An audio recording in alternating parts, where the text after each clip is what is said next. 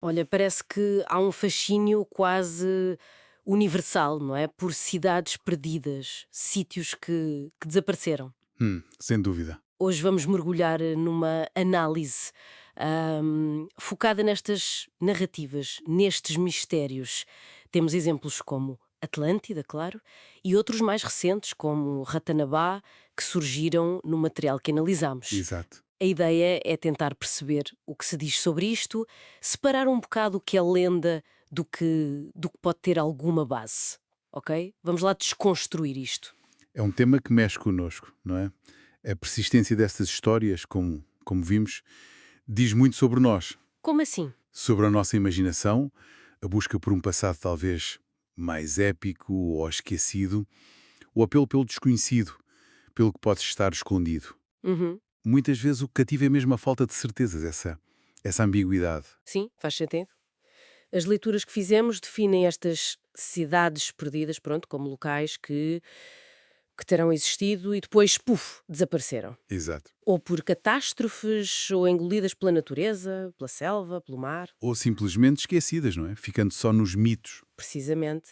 E o que é fascinante aqui, o material que vimos sublinha bem isso, é como a fronteira entre o que aconteceu e o que se inventou é é muito difusa. Hum. Algumas podem ter tido um fundo de verdade, uma cidade real, uma catástrofe, e a memória foi sendo embelezada. Romantizada. Exatamente. Outras, como também se sugere, podem ser por alegoria ou invenções mesmo. A possibilidade de nunca terem existido é real. Falando em mitos, Atlântida. É o exemplo máximo, não é? Aqui é que fica mesmo interessante. Atlântida. Descreve uma civilização super avançada, com tecnologia, leis, Sim, uma potência naval, uma sociedade complexa, e que depois, por causa da arrogância, segundo ele, foi submergida, num só dia e noite de infortúnio. É forte a imagem. é fortíssima. E são esses detalhes todos que alimentam a discussão até hoje. Seria uma lição de moral de Platão, uma parábola sobre o orgulho e o imperialismo. Ou terá ele ouvido falar de algo real, tipo a explosão de Santorini, talvez, que destruiu a civilização minoica? Exatamente, é uma das teorias. Se ligarmos isto ao panorama geral, vemos o padrão. Um relato antigo, pormenores que intrigam, e depois, À falta de prova definitiva, uhum, é o terreno perfeito para a especulação continuar séculos e séculos. e dando um salto enorme no tempo, para agora, para a internet, as fontes apontam um caso muito mais recente. Ratanabá.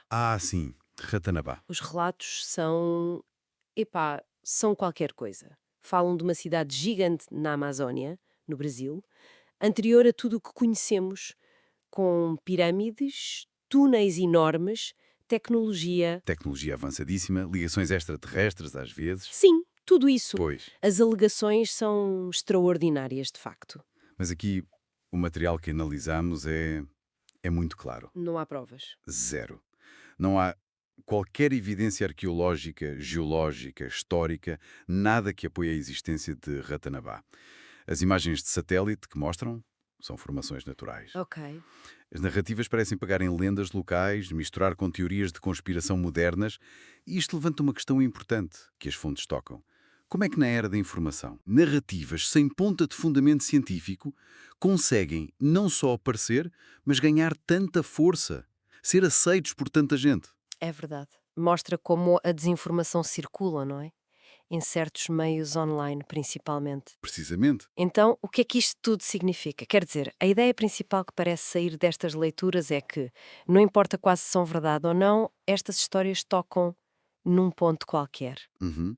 Alimentam a nossa curiosidade sobre os segredos que ainda podem existir por aí. Aquele apelo do mistério. Exatamente. O apelo está muito nesse e se? E se realmente existiram civilizações perdidas, tão ou mais avançadas? E se a história não está toda contada? Pois, isso falta descobrir capítulos inteiros. Estas narrativas, como as fontes sugerem, são quase como mapas para a imaginação. Exploram o nosso desejo de descobrir, de encontrar o maravilhoso, a ideia de que há mais para além do que vemos. É uma ideia poderosa. Sem dúvida. E pronto, com esta reflexão sobre a força destas histórias, acho que fechamos esta nossa exploração focada nas narrativas sobre cidades perdidas, com base no material que tivemos oportunidade de analisar. Fica talvez um pensamento final eh, que esta análise me provocou. E se a maior cidade perdida não for um lugar físico, debaixo da terra ou do mar? Como assim? E se for, quer dizer, a nossa própria imaginação, a capacidade que temos de criar mitos, de recontar o passado, de preencher o que não sabemos com histórias. Interessante. Talvez a verdadeira viagem seja perceber porque é que precisamos tanto destas lendas. O que é que elas nos dizem sobre nós, sobre as nossas esperanças, os nossos medos, face ao que não conhecemos?